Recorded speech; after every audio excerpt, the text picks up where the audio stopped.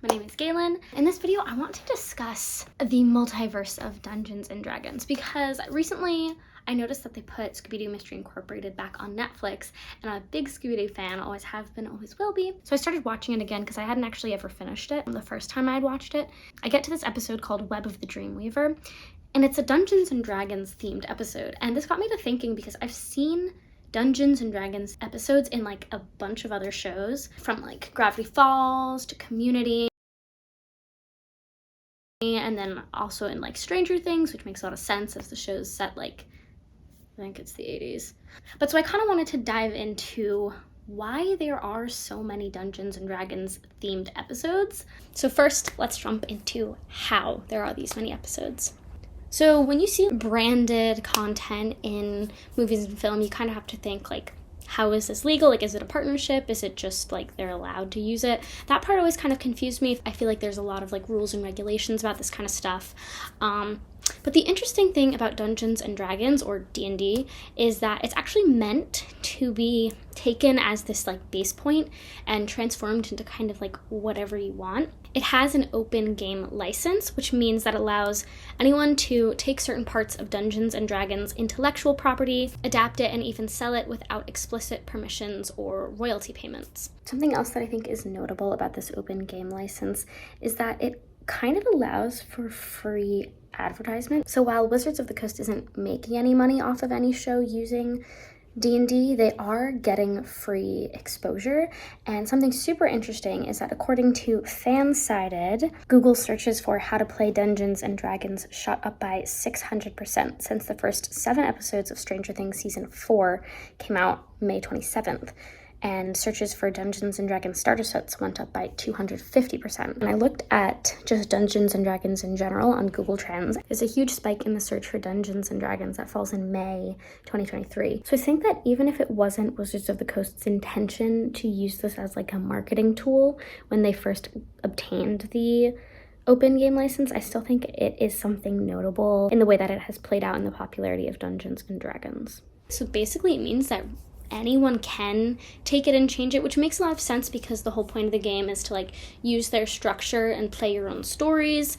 I think they have a couple of their own written ones. A lot of the time game masters will write their own adventure for the players to go through. That's a big part of what makes D&D D&D and why it's so popular in the circles it's popular in. But so basically this is like the easiest thing to use in your movie or television show or whatever, because it literally is part of the license that you can adapt it to whatever you want. However, recently there's been some backlash against Wizards of the Coast, which is the publisher of D&D, because they were looking to write a new open game license for all of their products, and a draft of that got leaked. A quote from an NPR article says that for third-party creators, it specified royalty payments, licensing agreements, commercial restrictions. It wasn't a very open license at all.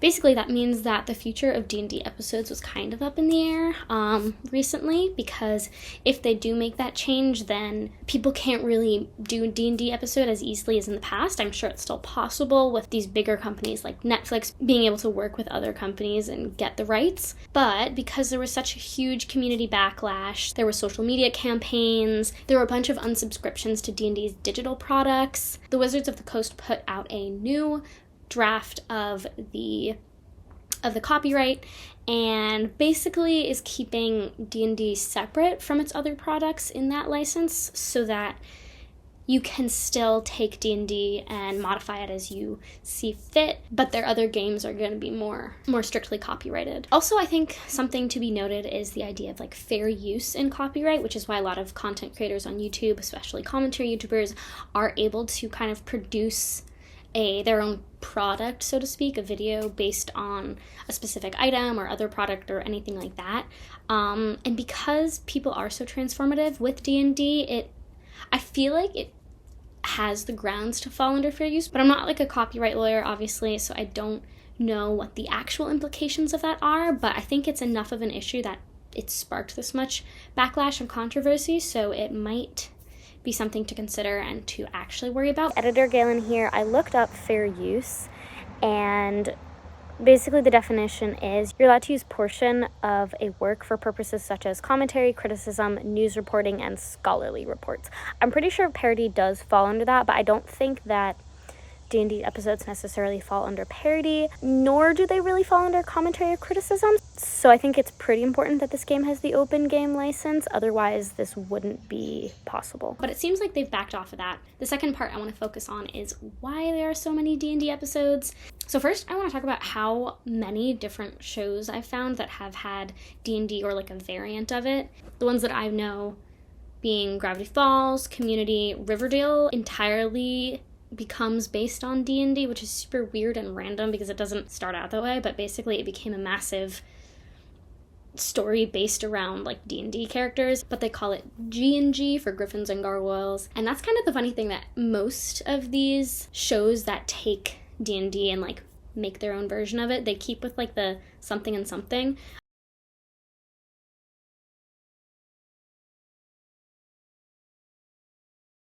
In the Scooby-Doo episode, it was CNC, except I can't figure out what the C's stand for. It was in Freaks and Geeks, and they were Disco and Dragons. Futurama is one of the examples where it doesn't keep with the blank and blank. They called it Bender's Game. Gravity Falls was Dungeons, Dungeons, and More Dungeons. But it was in a bunch of different shows, like Big Bang Theory, Rick and Morty, My Little Pony had some references or episodes or whatever it was. Dexter's Laboratory, E.T., Buffy the Vampire Slayer. The list, like, keeps going. It doesn't seem to end. Shows like Stranger Things included a lot, which, again, makes a lot of sense because of the era that show is from and when D&D kind of was huge and came about. There actually was a D&D specifically animated show back in 1983, which I think was only a few years after the game itself came out. And then there was a live-action movie in 2000, but there's also a more recent live-action movie, I believe. But when I got to thinking about why there are so many D&D themed episodes, I think it comes down to a couple things. One, legally it's possible, so that's kind of a huge barrier to get past. Two, the nature of the game is to be creative and transformative, so it really allows a show to take that theme and kind of run with it and go any direction they want. So it's really easy to incorporate into an episode or a storyline or anything without having to like shift anything specifically to match the game. Or change the game in ways that like wouldn't make sense like it would in other types of games. It also means that no two D&D episodes will feel the same. I think that this can sometimes be a problem in shows that have like specific kinds of episodes. Like I know in anime there's a lot of times like a beach episode, and sometimes they can be pretty creative, but I feel like a lot of the time these episodes can kind of feel somewhat the same, even though they might be from different shows or different seasons or whatever. With D&D, I feel like it's a lot easier to be wildly creative and take a totally different approach than another show did. I also think there's a big nostalgia thing with D&D. The game was started in the 70s and had TV and film appearances as early as the 80s, so it's kind of a very nostalgic game for people, even who weren't born then. It feels very much like a product of the era, which is why, like, for example, again, Stranger Things is so very much like a period piece, even though it is like sci-fi and all that, but it really builds to that world of this is the 80s kind of vibes. So I think it makes a lot of sense that people use D&D to draw on that, even though not all episodes and shows do that. Like the Community ones, I don't think it plays on nostalgia at all. It's a very different take. But I still think it's important in some portrayals of the game. And the last thing that I think was super important in this game specifically, being such a common theme among different shows, is that it requires a lot of creativity, writing, and acting to kind of play. So I feel like there's a large overlap between people who play D&D and people who go into the film industry, whether as a writer or an actor or a producer, anything like that, because they do have the same general vibe of you write a story and you kind of bring it to life. So I feel like that overlap is one of the main factors, even though I don't really have evidence to support this. Just based on the way that I know a lot of the time writers will write things, even if it's only slightly inspired by their own life, I feel like it always kind of leaks in. But so that is my take on D&D episodes, why they exist, how they exist, and some of the different shows that they're found in. But thank you so much for watching.